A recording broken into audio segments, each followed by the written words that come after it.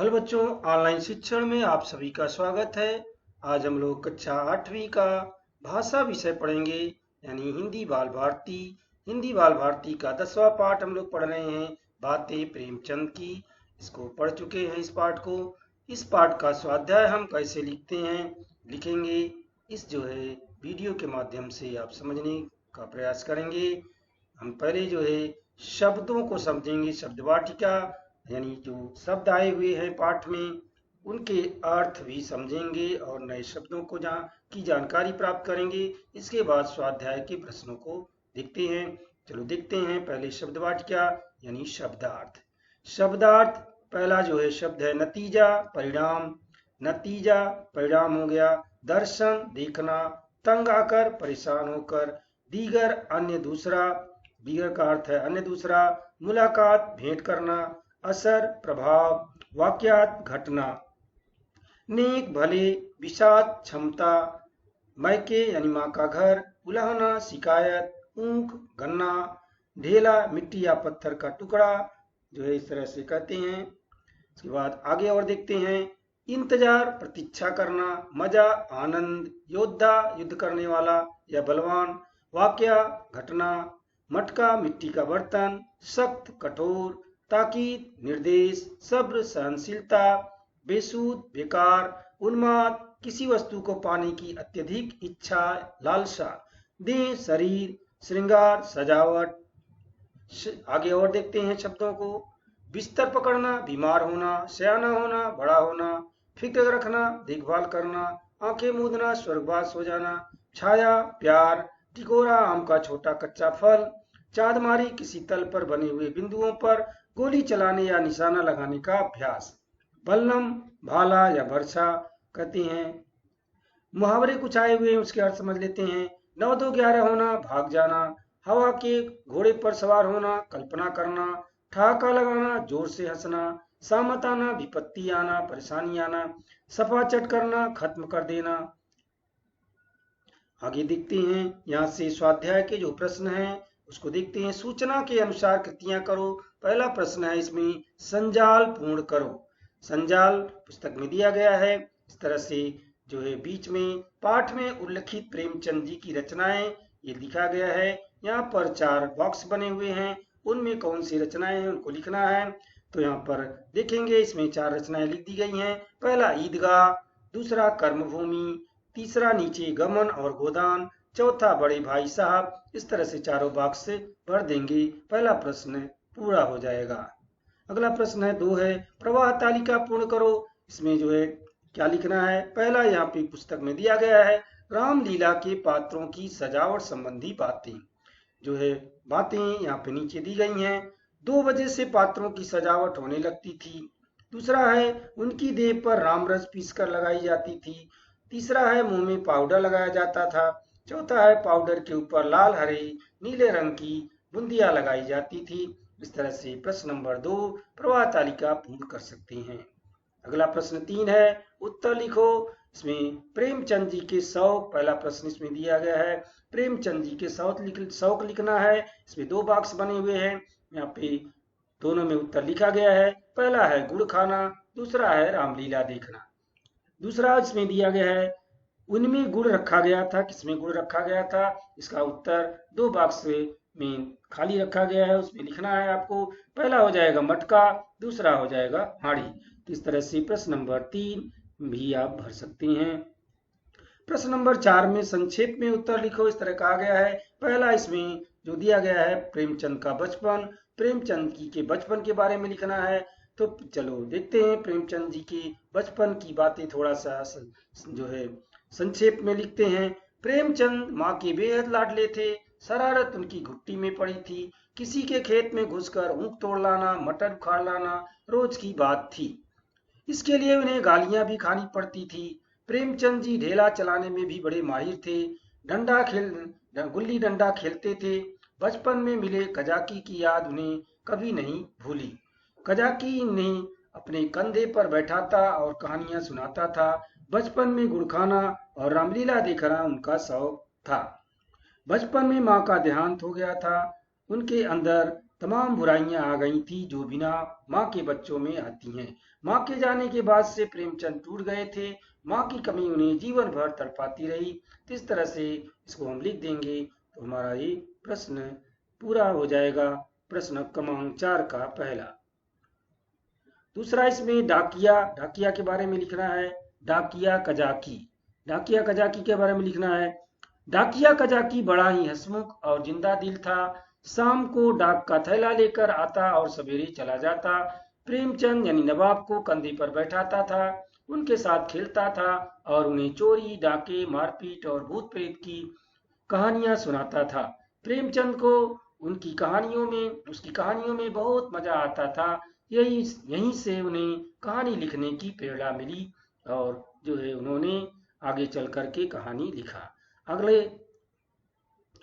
अगला जो इसमें है रामलीला, रामलीला के बारे में लिखना है। रामलीला देखना प्रेमचंद का बचपन का शौक था। उनके घर के बगल में रामलीला मैदान था, वहीं रामलीला होता था। प्रेमचंद रामलीला के पात्रों को सजाने में मदद करते थे। रामचंद्र पर उनकी अपार श्रद्धा थी। तो हम सारांश में थोड़े से जो है संक्षेप में लिखा गया है, आप इसमें और भी लिख सकते हैं। अगला है इसमें प्रश्न नंबर 5। कजाकी को इनकी कहानियां याद थी, कैसी कहानियां वो सुनाता था। तो इसमें 4 बॉक्स बने हैं, चारों में लिखना है। पहला है चोरी, दूसरा डाके, तीसरा मारपीट, चौथा भूत प्रेत। इस तरह की कहानियां कजाकी को याद थी, तो ये बॉक्स में लिख देंगे। प्रश्न नंबर 6 में नाम लिखो। नाम लिखना है प्रेमचंद, यहाँ पे लिखा गया है यहाँ पे की माताजी के पिताजी की बहन। तो प्रेमचंद की माताजी का नाम आनंदी है, प्रेमचंद जी के पिताजी का नाम मुंशी अजायब लाल है, प्रेमचंद जी की बहन का नाम सुखी है। इस तरह से प्रश्न नंबर 6 भी पूरा हो जाएगा। आगे जो है व्याकरण का पोर्शन है समास। समास के बारे में जानकारी प्राप्त करेंगे। 6 समास होते हैं। पहला समास है द्विगु समास। द्विगु समास, द्विगु समास की पहचान क्या है, यहाँ पे उदाहरण के माध्यम से समझेंगे। पहला है देश की शान तिरंगा है, दूसरा है पंचतंत्र की बाल कहानियां लोकप्रिय हैं, तीसरा वाक्य है गर्मी के दिनों में दोपहर को विश्राम आवश्यक है, चौथा है बच्चे चौराहे पर खड़े थे। यहाँ पे जो शब्द है तिरंगा, पंचतंत्र, दोपहर, चौराहे, तो इनमें देखेंगे कि पहला 3 जो तिरंगा मतलब 3 रंगों का समाहार है, दूसरा पंचतंत्र यानी 5 तत्वों का समाहार है, तीसरा जो शब्द है दोपहर वो 2 पहरों का समाहार है, चौथा शब्द जो है चौराहा यानी 4 रास्तों का समाहार है।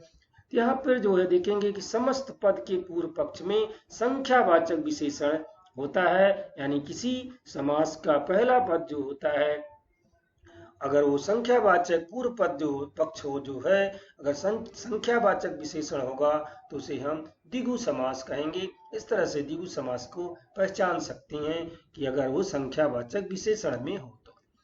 अगला है द्वंद्व समास। द्वंद्व समास को समझेंगे कैसे, इसकी पहचान क्या है। सच्चा दोस्त सुख दुख में साथ देता है, स्वस्थ शरीर में स्वस्थ तन मन होता है, माँ के लिए उसका बच्चा छोटा बड़ा नहीं होता है, हमें दाल रोटी बहुत पसंद है।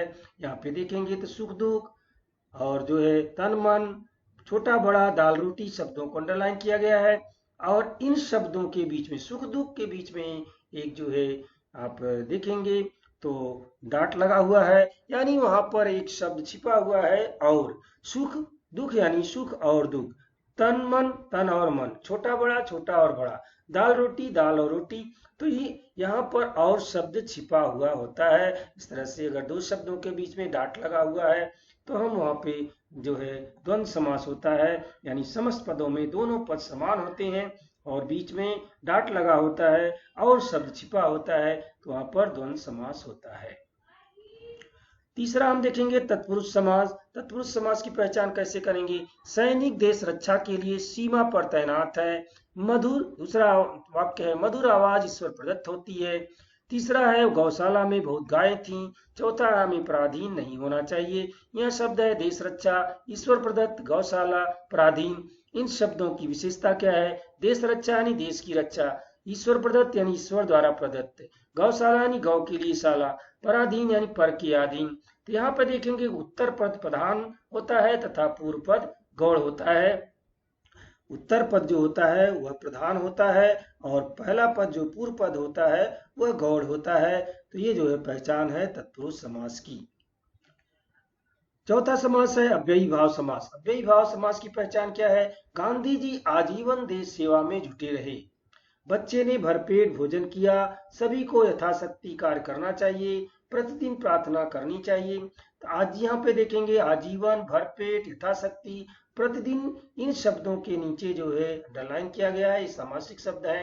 आजीवन यानी जीवन भर, भरपेट यानी पेट भर, यथाशक्ति यानी शक्ति के अनुसार, प्रतिदिन यानी प्रत्येक दिन। तो यहाँ पर पहला पद अव्यय तथा प्रधान होता है। जो पहला पद होता है वही अव्ययी होता है, यानी अव्यय होता है और प्रधान भी होता है, इसलिए इसको अव्ययी भाव समास कहा जाता है। तो इस तरह से चौथा हो गया। अगला हम देखेंगे पांचवा समास है बहुव्रीहि समास। बहुव्रीहि समास की पहचान कैसे करेंगे? उल्लू निशाचर प्राणी है, बारहसिंगा जंगली प्राणी है, पतझड़ में वृक्ष सूने हो जाते हैं, गणेश जी को गजानन भी कहते हैं। यहाँ पर देखेंगे निशाचर, बारहसिंगा, पतझड़ और जो है गजानन शब्दों पर अंडरलाइन किया गया है। तो निशाचर यानी निशा में विचरण करने वाला, बारहसिंगा यानी 12 सिंगों वाला, पतझड़ यानी जिसके जो है झड़ जाते हैं पत्ते जिस ऋतु में, और जो है गजानन यानी हाथी जैसा मुख हो जिसका। तो इस तरह से यहाँ पर देखेंगे कि पहला पद और दूसरा पद मिलकर के किसी तीसरे पद की ओर संकेत कर रहे हैं, यानी इनका जो है शाब्दिक अर्थ कुछ दूसरे शब्द की ओर संकेत करता है। जैसे गजानन अर्थात गणेश जी, जिसका हाथी जैसा मुख है, जिसका अर्थात गणेश जी। तो इस तरह से तीसरा शब्द, तीसरा अर्थ इनका निकलता है, इसलिए इसको बहुव्रीहि समास कहते हैं। इस तरह के शब्दों को बहुव्रीहि समास कहते हैं। अगला लास्ट है छठा जो है कर्मधारय समास। कर्मधारय समास की पहचानते हैं। अधपका भोजन नहीं खाना चाहिए, खिलौना बच्चे को प्राण प्रिय होता है, महापुरुषों की वाणी प्रेरणादायी होता है, तालाब में नील कमल मिला है। यहाँ पे शब्द है अधपका, प्राण प्रिय, महापुरुषों, नील कमल, ये सामासिक शब्द हैं। इनकी विशेषता क्या है? अधपका यानी आधा है जो पका, प्राण प्रिय यानी प्राणों के समान प्रिय, महापुरुष यानी महान है जो पुरुष, नीलकमल यानी नीला है जो कमल। यहाँ पे देखेंगे कि पहला पद विशेषण है और दूसरा पद विशेष्य होता है। तो जहां पर पहला पद विशेषण और दूसरा पद विशेष्य होता है तो वहां पर कर्मधारय समास होता है। ये कर्मधारय समास की पहचान है। इस तरह से 6 समास जो है हमने पढ़ा। 6 समास की पहचान क्या है, सबको जानकारी प्राप्त किया। हम इनको याद रख सकते हैं और अपने जो इस समास वाले प्रश्नों को हल कर सकते हैं। इस तरह से हमारा व्याकरण का भी पोर्शन समाप्त होता है। तो हमारा सेशन यहीं पर समाप्त होता है। आप इसकी वीडियो के माध्यम से अपने स्वाध्याय को कर सकते हैं और समास को याद रख सकते हैं। तो यहीं पर सेशन समाप्त करते हैं। धन्यवाद।